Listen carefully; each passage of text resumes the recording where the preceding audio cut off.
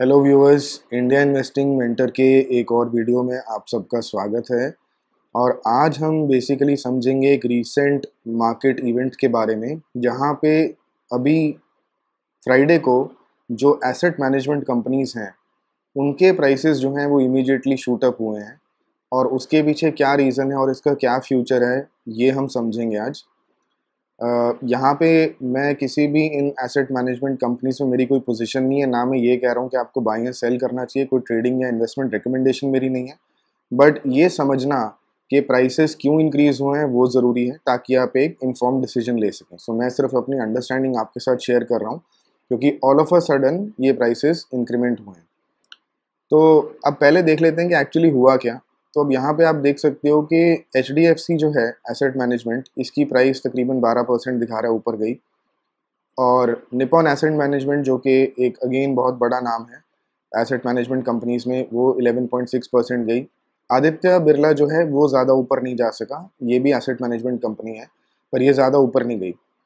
तो पहले समझते हैं कि एसेट मैनेजमेंट कंपनीज करती क्या हैं, और फिर समझेंगे कि उस दिन न्यूज़ क्या थी जिसकी वजह से इनकी प्राइसेस ऊपर गई, और सिर्फ HDFC और निपॉन ऊपर क्यों गए, आदित्य बिरला जो है ये ऊपर जाके वापस नीचे क्यों आ गया। तो पहली चीज़, एसेट मैनेजमेंट कंपनीज होता क्या है कि इन्वेस्टर्स जो हैं वो म्यूचुअल फंड्स में इन्वेस्ट करते हैं। तो म्यूचुअल फंड्स में आपके प्रोफेशनल मैनेजर्स होते हैं। तो वो पैसा जब आप म्यूचुअल फंड में डालते हो, उन मैनेजर्स के पास जाता है और वो फिर आगे उसको एलोकेट करते हैं। तो जितना भी पैसा टोटल किसी स्कीम में, एक कंपनी जैसे HDFC AMC है, उसके अंडर मल्टीपल स्कीम्स हो सकती हैं। जैसे उनकी एक ब्लू चिप स्कीम हो सकती है, एक लार्ज कैप स्कीम हो सकती है, एक स्मॉल कैप, एक मिड कैप, ऐसे करके उन्होंने बहुत सारी स्कीम्स बना रखी होती हैं। तो हर स्कीम का एक म्यूचुअल फंड मैनेजर होता है, और हर स्कीम में आप चूज कर सकते हो आपको किस स्कीम में पैसा लगाना है। तो जो भी इन्वेस्टर्स इन म्यूचुअल फंड्स में पैसा लगाते हैं, वो पैसा उस स्कीम की एसेट अंडर मैनेजमेंट के अंडर आ जाता है। यानी सपोज कीजिए कि बहुत सारे इन्वेस्टर्स ने कुल मिला के 5,000 करोड़ रुपए एक स्कीम में लगा दिए, HDFC की ब्लू चिप या लार्ज कैप स्कीम में लगा दिए। तो वहाँ पे जो एसेट मैनेजर होगा, जो प्रोफेशनल मैनेजर है जो इसको मैनेज करेगा पैसे को, कहा जाएगा कि स्कीम के अंडर जो एसेट्स अंडर मैनेजमेंट है वो 5,000 करोड़ की हैं। और अब वो आगे अपनी समझ से इस पैसे को इन्वेस्ट करेंगे डिफरेंट कंपनीज में। तो ये बेसिकली एसेट मैनेजमेंट कंपनी का काम होता है। और जो पैसा आपका वो इन्वेस्ट करते हैं उस पर एक फ़ी चार्ज करी जाती है, जिसे कहा जाता है एक्सपेंस रेशो। तो एक्सपेंस रेशो एक फीस होती है जो आपको चार्ज की जाती है, क्योंकि यहाँ पे एक प्रोफेशनल मैनेजर प्रोवाइड किया जा रहा है जो आपके पैसे को इन्वेस्ट कर रहा है।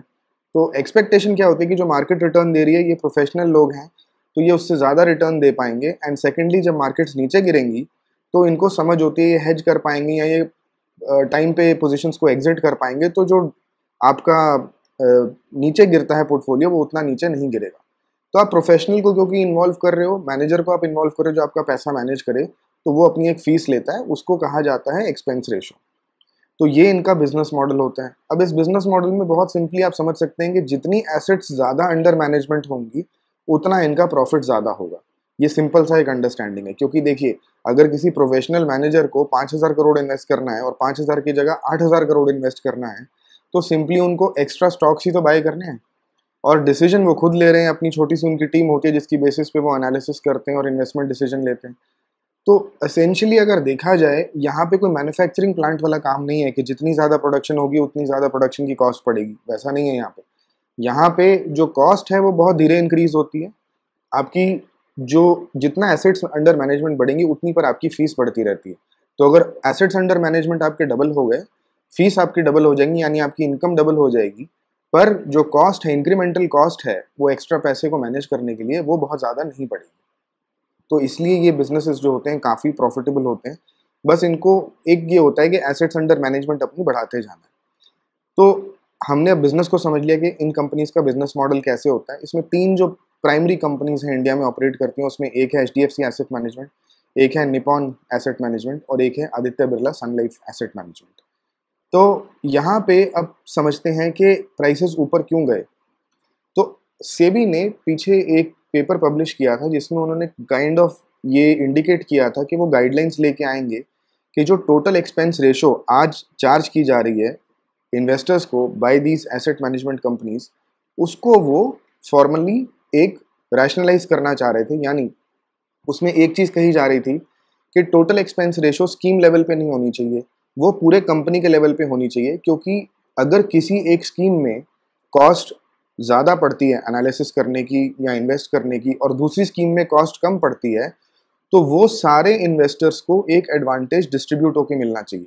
ये नहीं कि आप जो है जिस जिस स्कीम में आपकी कॉस्ट कम पड़ रही है वहाँ भी ज़्यादा एक्सपेंस रेशो चार्ज कर रहे हो। तो वो उन्होंने एक चीज़ बोली थी। इसके अलावा और भी चीज़ें थी जिससे ये सुनने में आ रहा था कि जो एसेट मैनेजमेंट कंपनीज़ हैं, वो जितना पैसा फ्रीली अभी चार्ज कर रही हैं वो नहीं कर पाएंगी, वो उनको कम पैसा मिलेगा, उनकी कमाई नीचे हो जाएगी। तो सेबी ने अब एक रिवाइज्ड इंडिकेशन दिया है कि उस पेपर में जो भी उन्होंने अभी तक पॉइंट्स रखे थे उनको चेंज किया जा रहा है इन सच अ वे कि एसेट मैनेजमेंट कंपनीज के लिए वो बेटर होगा, यानी एसेट मैनेजमेंट कंपनीज को जो रिस्ट्रिक्शंस हैं वो नहीं लगाई जाएंगी और इम्प्रूव किया जा रहा है कंडीशंस को। एग्जैक्ट चीज़ तो हमें पता नहीं है कि एक्सपेंस रेशो को अगर पहले वो कम करने की सोच रहे थे अब शायद कम नहीं करेंगे, या जो भी रीजन है, एग्जैक्ट रीजन तो जब वो पेपर फॉर्मली आएगा पता चलेगा। पर उन्होंने अभी इंडिकेशन दिया है कि उन्होंने होल्ड कर दिया, डिले कर दिया, डेफर कर दिया है पुराने वाले पेपर को, डिसीजन को। तो और साथ में ये भी इंडिकेशन दिया गया है कि जो अब नया पेपर आएगा वो एसेट मैनेजमेंट कंपनीज को पसंद आएगा, यानी कि डिसीजन उनकी फेवर में होगा, एक्सपेंस रेशो को बहुत ज़्यादा नीचे नहीं गिराया जाएगा और ऐसे डिसीजंस लिए जाएंगे जिससे कि जो एसेट मैनेजमेंट कंपनीज की कमाई है वो बहुत इफेक्ट नहीं होगी। तो ये था प्राइमरी रीज़न जिसकी वजह से स्टॉक मार्केट ने इन एसेट मैनेजमेंट कंपनीज को ऊपर लेके गए। पर यहाँ पे अगर आप यहाँ पे एनालिसिस करके रुक जाते हो तो ये तो हर न्यूज़ चैनल, हर जो ब्लॉगर है वो आर्टिकल में डाल रहा है। असली रीज़न HDFC का, अब ये सवाल पूछा जाए कि HDFC एसेट मैनेजमेंट जो था उसने इतना स्ट्रांग मूव दिखाया, निपॉन एसेट मैनेजमेंट ने इतना स्ट्रांग मूव दिखाया, तो आदित्य बिरला के केस में क्या हो गया, यहाँ पे ये स्ट्रांग मूव देखने को हमें क्यों नहीं मिला? तो पहले एक बार फटाफट चार्ट देखते हैं। ये HDFC एसेट मैनेजमेंट का है, तो यहाँ प्राइस देखिए ऊपर गई है इसकी, और ये प्राइस ऊपर गई और सस्टेन हुई है। इसी तरह निपॉन एसेट मैनेजमेंट की प्राइस ऊपर गई, ये भी सस्टेन हुई है, पर थोड़ी सी हाई से ज़्यादा नीचे आई है। अगर आप HDFC AMC देखो तो हाई के तकरीबन काफ़ी क्लोज है ये, वेराज निपॉन एसेट मैनेजमेंट में ये हाई के काफ़ी ऊपर जाके थोड़ा सा नीचे आ गया। और अगर आप आदित्य बिरला का केस देखो एसेट मैनेजमेंट का, तो ये ऊपर गया और ये तकरीबन वापस पूरा ही नीचे आ गया। तो ऐसा क्यों हुआ? क्योंकि यहाँ पे एक और चीज़ भी चल रही है, यहाँ पे HDFC बैंक और HDFC का मर्जर भी चल रहा है। अब ये इम्पॉर्टेंट क्यों है? क्योंकि ये दोनों ही ब्लू चिप स्टॉक्स थे जिसमें बहुत सारे जो इंस्टीट्यूशनल इन्वेस्टर्स होते हैं, यानी कि म्यूचुअल फंड्स, FIs, DIs, ये सारे के सारे इन्वेस्टेड रहते हैं। और म्यूचुअल फंड्स के लिए एक रिस्ट्रिक्शन है कि वो किसी भी एक कंपनी में 10% से ऊपर पैसा इन्वेस्ट नहीं कर सकते। यानी मान लीजिए किसी म्यूचुअल फंड की स्कीम में टोटल 5,000 करोड़ की एसेट्स अंडर मैनेजमेंट है, तो वो एक कंपनी में 500 करोड़ से ऊपर नहीं लगा सकते। अब पहले क्या था, HDFC बैंक और HDFC दो अलग अलग कंपनीज थी। तो आप 500 करोड़ लगा सकते थे HDFC बैंक में, 500 करोड़ तक लगा सकते थे आप HDFC कंपनी में। तो दोनों HDFC की जो मेन दो कंपनीज हैं उनमें मिला के आप 1,000 करोड़ इन्वेस्ट कर सकते थे। पर अब जब ये दोनों कंपनीज एक हो जाएंगी तो आप कलेक्टिवली एक ही कंपनी रहेगी HDFC बैंक। अब उसमें आप फिर 500 करोड़ से ऊपर नहीं लगा सकते। यानी आपकी इन्वेस्टमेंट अब टोटल जो है वो 1,000 करोड़ हो गई ना, क्योंकि HDFC तो रहा नहीं, HDFC बैंक में मर्ज हो गया। तो जो 500 करोड़ HDFC में इन्वेस्टेड थे अब वो HDFC बैंक में ही चले गए। आपकी इन्वेस्टमेंट 1,000 करोड़ हो गई एक ही कंपनी में, जो कि अलाउड नहीं है क्योंकि ये 20% बन गया जो मैंने एग्जाम्पल लिया उसमें। तो अब म्यूचुअल फंड्स को क्या करना है, पहला उन्हें HDFC का स्टॉक सेल करना है और उन्हें किसी और कंपनी में इन्वेस्ट करना है। तो ऑब्वियसली अगर अब HDFC का आप अम्ब्रेला देखोगे, पहले उसमें सबसे बड़ी दो कंपनीज थी HDFC बैंक और HDFC इटसेल्फ। अब जो HDFC जब नहीं रही तो HDFC बैंक और दूसरी जो बड़ी कंपनी वहाँ निकल के आती है वो बन जाती है HDFC एसेट मैनेजमेंट। यानी अभी भी अगर आप HDFC में इन्वेस्ट करना चाहते हो तो जो दो सबसे बड़ी कंपनीज आपके पास अवेलेबल हैं वो अब हो जाती हैं HDFC बैंक और दूसरी हो जाती है HDFC एसेट मैनेजमेंट।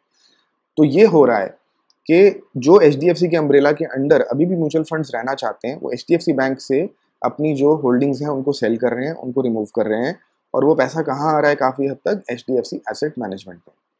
अब एक और चीज़ यहाँ समझने की है कि HDFC एसेट मैनेजमेंट और निपॉन एसेट मैनेजमेंट दोनों इंडिया में एसेट मैनेजमेंट के नाम पे मार्केट लीडर्स हैं। तो ये भी म्यूचुअल फंड्स ऑब्वियसली करेंगे कि जब HDFC नहीं रहा और HDFC एसेट मैनेजमेंट में जा रहे हैं तो अपना रिस्क हम थोड़ा और डाइवर्सिफाई कर लें। भाई अगर हमने HDFC से पैसा निकाल ही लिया है तो एक एसेट मैनेजमेंट कंपनी में क्यों डालें, बेहतर है कि दो एसेट मैनेजमेंट कंपनीज में डालते हैं।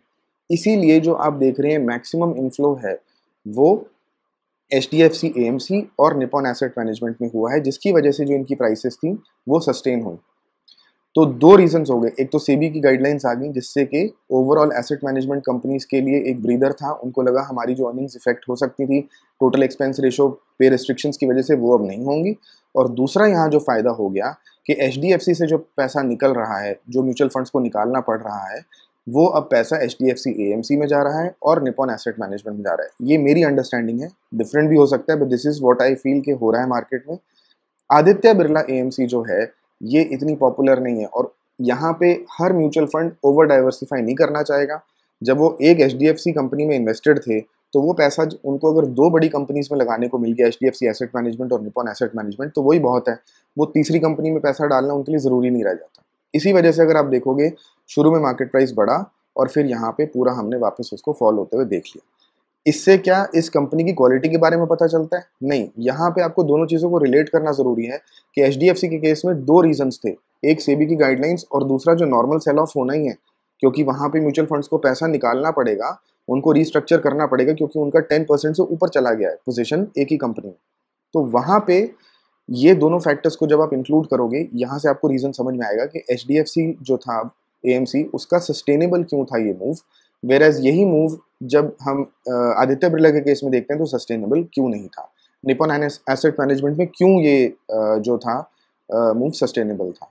तो आई होप ये आपको क्लैरिटी मिल गई होगी कि HDFC में जो सेल ऑफ है वो तकरीबन 5,000 करोड़ का एंटिसिपेटेड है, तो ये एक बहुत बड़ा अमाउंट नहीं है। और ये पैसा अगर HDFC AMC और निपॉन एसेट मैनेजमेंट में आता भी है तो यहाँ पे हम रैली देख सकते हैं। क्यों? क्योंकि HDFC या HDFC बैंक के लिए 5,000 करोड़ कुछ भी नहीं है। पर HDFC अगर हम एसेट मैनेजमेंट की बात करें तो टोटल 50,000 करोड़ की कंपनी है। इसमें अगर 2,000 करोड़ का भी इन्फ्लो आ गया तो प्राइस काफ़ी ज़्यादा इन्फ्लुएंस हो जाएगी। निपॉन एसेट मैनेजमेंट का जो टोटल मार्केट कैप है वो 18,000 करोड़ है इस वक्त, तो इसमें अगर 2-3 हज़ार करोड़ की बाइंग हो जाएगी तो वो एक काफ़ी सिग्निफिकेंट बाइंग हो जाती है। आदित्य बिरला के केस में भी सेम ही होगा। तो ये कंपनीज क्योंकि पैसा निकल रहा है आपका HDFC से, तो वहाँ पे आपको बहुत ज़्यादा इन्फ्लुएंस नहीं मिलने वाला, क्योंकि एक्चुअली अब HDFC तो रहा नहीं ना, तो शेयर्स किसके बिक रहे हैं? HDFC बैंक के। और टोटल सेल कितना एक्सपेक्टेड है? 5,000 करोड़ के अराउंड। तो HDFC बैंक के साइज़ के हिसाब से 5,000 करोड़ कुछ भी नहीं है, पर वो पैसा जब इन कंपनीज में आएगा तो थोड़े टाइम के लिए हमें सिग्निफिकेंट मूव मिल सकती है। ऑब्वियसली ये मूव थोड़ा सा प्राइस को बूस्ट करेगी क्योंकि यहाँ पे ऑब्वियसली बाइंग प्रेशर क्रिएट हो रहा है, पर आपको ये समझना है कि ये प्राइस का मूवमेंट जो है सिर्फ डिमांड सप्लाई की वजह से हो रहा है, क्योंकि पैसा जो है रीएलोकेट हो रहा है HDFC से इन एसेट मैनेजमेंट कंपनीज में। बट यहाँ पे फंडामेंटली इन कंपनीज में कुछ भी चेंज नहीं होने वाला है। अगर आप ये सोच रहे हो कि अंडरलाइन कुछ कंपनी में चेंज हो गया, उनका बिजनेस बढ़ गया ओवरनाइट, वैसा कुछ भी नहीं हो रहा है। तीसरा और फाइनल रीज़न जो इन प्राइसेस के अप्रिशिएट होने में है वो ये कि अभी पिछले कुछ टाइम से एटलीस्ट 25-30 दिन से मार्केट एक बुल रन में है, और जब मार्केट बुल रन में रहती है तो और इन्वेस्टर्स मार्केट में आ जाते हैं। जब इन्वेस्टर्स मार्केट में और ज़्यादा आते हैं तो ऑटोमेटिकली जो एसेट्स अंडर मैनेजमेंट है वो बढ़ने लग जाती हैं। तो वो एक मार्केट ऑलरेडी इंटरप्रेट करती है कि अब जो नेक्स्ट क्वार्टरली रिजल्ट्स आएंगे वो इन कंपनीज के काफ़ी अच्छे आने चाहिए, क्योंकि पीछे जब मार्केट नीचे गिर रही थी या काफ़ी देर से साइडवेज ट्रेंड कर रही थी तो नया पैसा मार्केट में नहीं आता। जब नया पैसा नहीं आता तो इनकी जो फीस के थ्रू अर्निंग्स है एसेट मैनेजमेंट कंपनीज की वो इंक्रीज़ नहीं होती। अभी क्योंकि नया पैसा आएगा, बुल रन है, लोग सोचेंगे चलो हम इन्वेस्ट करते हैं, अब हमें अच्छा खासा रिटर्न मिल सकता है, बुल रन स्टार्ट हो गया है, शायद अगला 1 साल 2 साल 3 साल अब ये बुल रन चले। जब वो नया पैसा आता है तो एसेट्स अंडर मैनेजमेंट बढ़ जाती हैं, और जब वो बढ़ती हैं तो इनकी फीस बढ़ जाती है, और जब वो फीस बढ़ेगी तो वो मार्केट एंटिसिपेट करके इनकी शेयर प्राइसेस को ऊपर मूव करती है। तो यहाँ अगर मैं समराइज करना चाहूँ, 3 प्राइमरी रीजंस हैं, सिर्फ एक नहीं, सेबी की न्यूज़ नहीं, 3 प्राइमरी रीजंस हैं जिसकी वजह से जो AMC कंपनीज हैं इनके जो स्टॉक प्राइसेस हैं वो पिछले कुछ दिनों में, पिछले कुछ हफ्तों में ऊपर जा रहे हैं। नंबर 1 ऑब्वियसली ट्रिगर जो आया था इमीडिएटली इतने एक्सप्लोसिव मूव का, वो था आपका सेबी का रिवाइज गाइडलाइंस के टोटल एक्सपेंस रेशो को इमीडिएटली कम नहीं किया जाएगा, यानी इन कंपनी के बिजनेसेस ज़्यादा इफेक्ट नहीं होंगे, इनकी प्रॉफिटेबिलिटी बनी रहेगी। दूसरा रीज़न है जो पैसा HDFC से निकाल के रीएलोकेट किया जा रहा है, और वो काफ़ी हद तक HDFC एसेट मैनेजमेंट में या फिर निपॉन एसेट मैनेजमेंट में जा सकता है उन म्यूचुअल फंड्स के लिए जो HDFC के अम्ब्रेला के अंडर रहना चाहते हैं, बट साथ में थोड़ा डाइवर्सिफिकेशन भी चाहते हैं। और तीसरा रीज़न जो मैंने बताया कि मार्केट में बुल रन इस वक्त लग रहा है कि आ गया है, उसकी वजह से जो नया पैसा होता है वो मार्केट में आना शुरू हो जाता है और बहुत लोग इसको इन्वेस्ट करते हैं थ्रू म्यूचुअल फंड्स, यानी कि फिर एसेट्स अंडर मैनेजमेंट जो होती हैं वो बढ़ जाती हैं और उसकी वजह से ओवरऑल फीस बढ़ने की एक्सपेक्टेशन रहती है, ओवरऑल इनकम बढ़ने की एक्सपेक्टेशन रहती है, जिस वजह से स्टॉक प्राइस ऊपर जाने लग जाता है। तो आई होप ये पूरा कॉन्सेप्ट आपको क्लियर हो गया होगा। अगर कुछ भी डाउट है, कुछ भी कन्फ्यूजन है, कुछ भी चीज़ समझ नहीं आई या आपका अपना कोई व्यू पॉइंट है तो आप मेरे साथ शेयर कर सकते हैं। आपसे मिलेंगे अगले वीडियो में। Thank you for your time.